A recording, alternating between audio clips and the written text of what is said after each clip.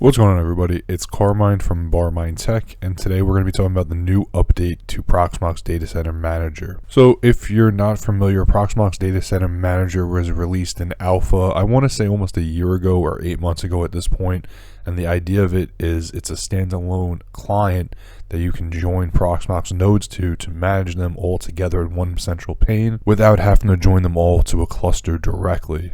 So it's almost like the idea of how VMware has vSphere, so you can manage multiple hosts in one central pane the same way. At least that's what I believe, and some of my friends believe the whole idea of this is. It really seems to be on that whole campaign to make Proxmox the new enterprise solution. Recently, they released the beta for it, which released actually last week, about 6 days ago. And they added some new features, so today we're going to go through those. As I've been saying with all these videos, I'm really looking forward to these new softwares from Proxmox to really be able to take over. I really enjoy using Proxmox, and being that VMware is no longer the hypervisor of choice for almost everybody in industry and home lab, I really like to see Proxmox really have an attempt to take that point. So enough of that, let's go into some of the details of what was updated in this update for Proxmox Datacenter Manager. So as always, they've released some notes. There's a forum post, and there's also another like formal log on their site about the changes. But if we come back over here, it's going to cover really what was changed. So as you've probably noticed, Proxmox has been updating all of their kernels to use Debian 13 Trixie. So that was a update to the beta for Datacenter Manager.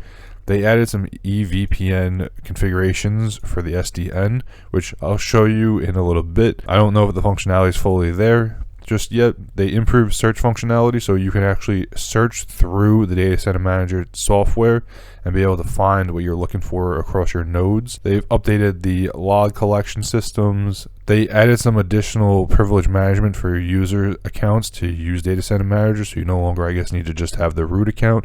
You can now have multiple service accounts for maybe different teams or users, and you can dictate what privilege they have.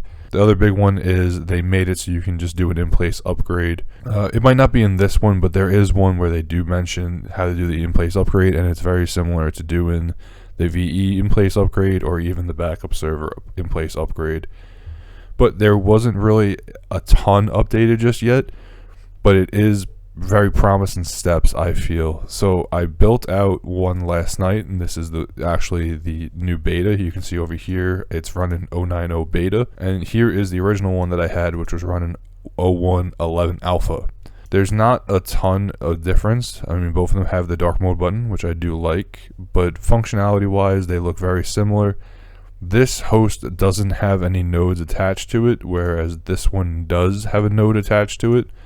Other than that, if we look over here on the left, you can see that we have just the basic tabs that we originally had for configuration and administration, and this would be where our nodes are connected. When I come over to the new one, it's not much different. However, we do have SDN. I know Proxmox is really working to leverage the SDN functionality in all their software lately. I think this might have been why it was one of the first additions added into the new software. I do have a test server that I spun up really quick last night so I can connect it. The one thing that I'm finding is that there's no easy way to remove a Proxmox node from a data center manager if you no longer have the data center manager machine spun up. I had a test one that I originally did when the alpha released, and I connected both my main nodes to it. I no longer have that machine, and I don't seem to have the capability to remove that link to my two Proxmox servers that I run in my cluster, the Barmine Tech server, my mini lab server.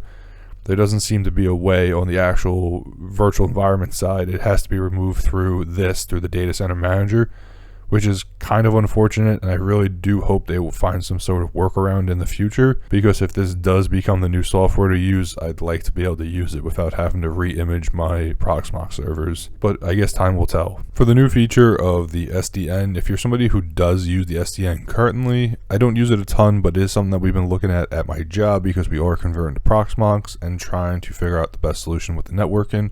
And the SDN did seem to be a very good one. You can see over here we have this eVPN, and over here we just have a couple tabs to add some information. We could add our zones and VNets, which is pretty similar to how we would configure SDN in the virtual environment. I can't fully say that the functionality is here 100% because I'm not able to test it at this point, but it has been added into the software. Again, we have our dashboard, which pretty much looks the same, and here's that search feature. So let's say I want to start searching a container. I do have only one container spun up on this machine. You can see it's Debian. The search worked pretty good. I don't know how granular it's going to go. I'm just trying to like mess around with some of the different IDs. So like here's 100 is my Debian container. It works pretty nicely. Enhanced search features was one of the things that were added into this update. As you can see, I really don't have much running. Like I said, it's just a test machine. I have this Debian container that I'm running, and if you're not familiar, this is like one of the functionalities through the Data Center Manager is that we can manage the machines through here. So like I'm shutting down this Debian container, and if I give it a couple minutes, I should be able to restart it. You can see now my host is kind of settling out, and now I can turn this back on if I want. And I do have this machine up over here, and you can see here's just my test, and it turned my container back on straight from the Data Center Manager.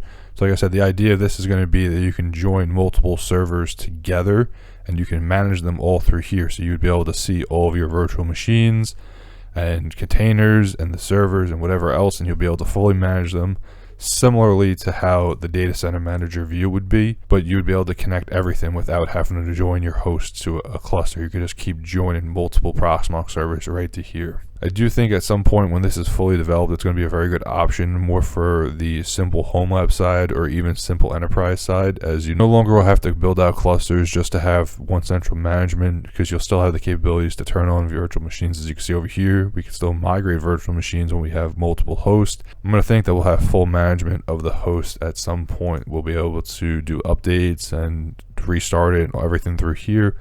So I am pretty hopeful for this whole system to continue to be developed. So that's some of the new updates that were added to the Proxmox Data Center Manager.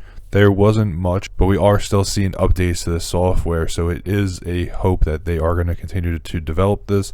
And really, I do think they are.